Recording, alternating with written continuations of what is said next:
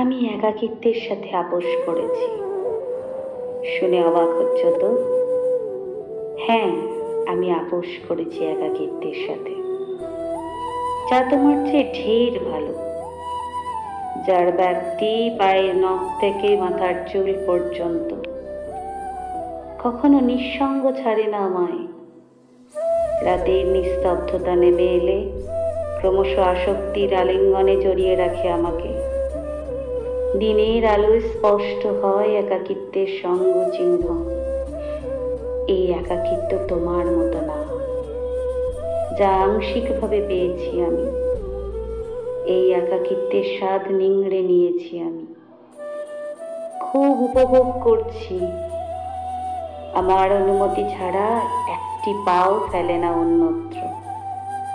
আমার একাকিত্ব তুচ্ছ বা নগণ্য নয়।